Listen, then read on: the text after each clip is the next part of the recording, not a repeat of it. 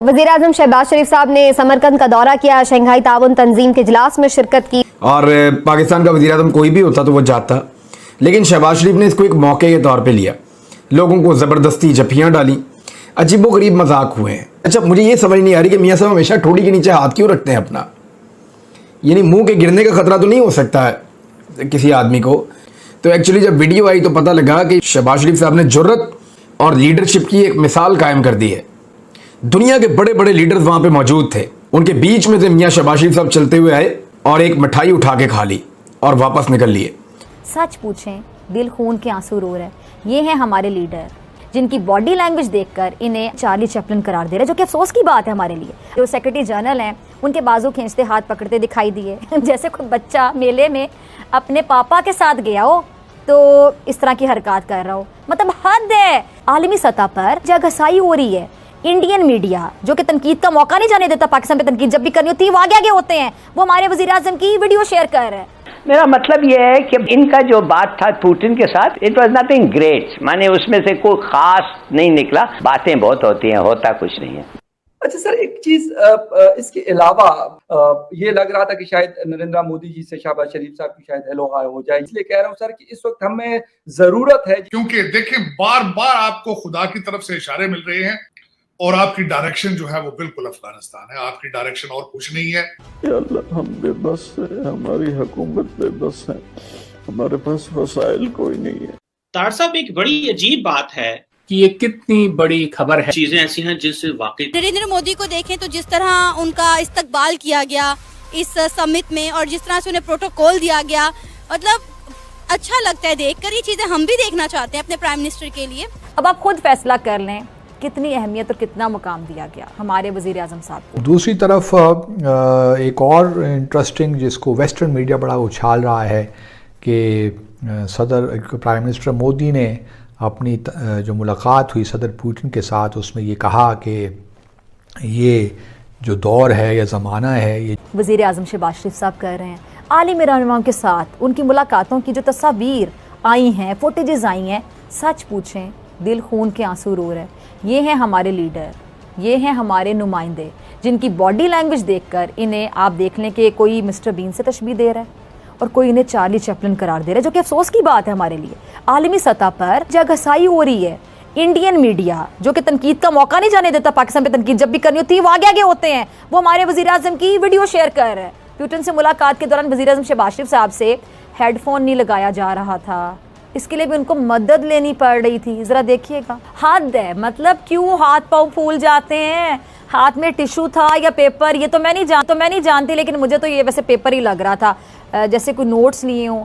अब आपने माजी में भी देखा होगा शहबाज शरीफ साहब के जो बड़े भाई साहब यानी नवाज शरीफ साहब को आप देख चुके हैं, जो ऐसे नोट्स लेकर सामने बैठे अमरीकी सदर बराक ओबामा का शुक्रिया अदा करते दिखाई दिए। अच्छा, इस पर भी पाकिस्तान की खासी आपको याद होगा जगहसाई हुई थी।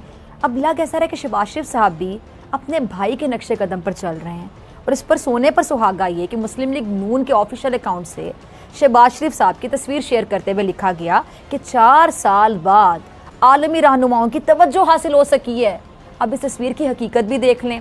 रूसी सदर पुतिन और तैयब उर्दवान समेत दीगर रहनुमाओं को उज़्बेकिस्तान की सौगात पेश की गई। हमारे वज़ीर-ए-आज़म साहब को भी मौका दिया गया कि जनाब आगे आ जाएं।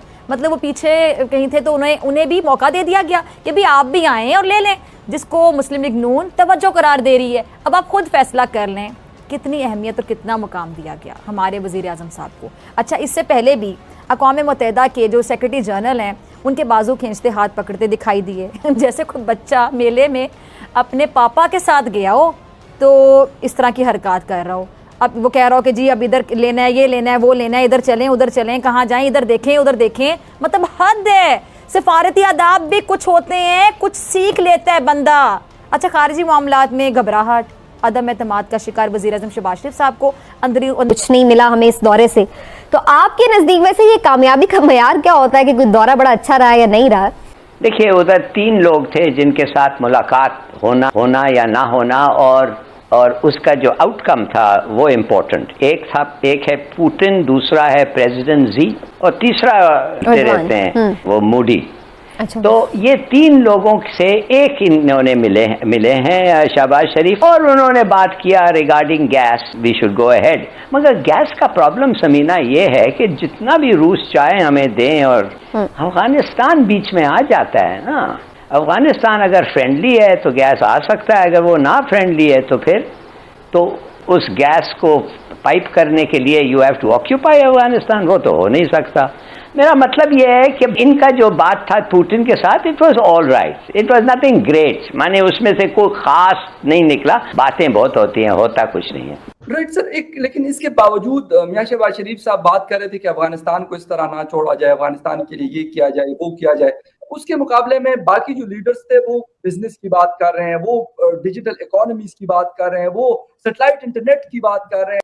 देखें, शहबाज शरीफ साहब ने बिल्कुल ज्यादती की है अफगानिस्तान की बात करके। मैं बताना चाहूंगा क्यों। खास साहब शहबाज शरीफ साहब को सिर्फ चाहिए था कि सैलाब की बात करते, पाकिस्तान की इकानमी की बात करते। उसकी वजह यह है अफगानिस्तान के अंदर आपके लिए इतनी ज्यादा नफरतें मौजूद हैं। आज हर अफगानी आपसे उतनी ही नफरत करता है जिस तरह बंगाली आपसे नफरत करता है। अपनी खैर मनाए, आप छोड़ दें उनको। They are not interested in you and they are not interested in your help at the same time. शायद अभी तक हो सकता है शहबाज शरीफ साहब को वो पुराने डॉलर याद आ रहे हो, तो कहें दुनिया को कि अफगानिस्तान पे डॉलर फेंको, शायद हमें भी कुछ मिल जाए। अच्छा सर, एक चीज इसके अलावा ये लग रहा था कि शायद नरेंद्र मोदी जी से शहबाज शरीफ साहब की शायद हेलो हाय हो जाए, इसलिए कह रहा हूँ सर कि इस वक्त हमें जरूरत है जिस चीज की, उसके बावजूद हम लगे हुए, कभी हम कहते हैं कि कश्मीर लेके देंगे हम, और कभी कहते हैं ये करेंगे, वो कहते हैं हम अपना काम कर रहे हैं, अपनी इकोनॉमी के ऊपर फोकस्ड है और हिंदुस्तान को हम मैन्युफैक्चरिंग हब बनाएंगे। सर शी जिनपिंग से हाथ नहीं मिलाते और चुप करके अपने काम पे फोकस्ड है, हम कुछ लर्न क्यों नहीं करते? देखें, लर्न इन्होंने क्या करना है।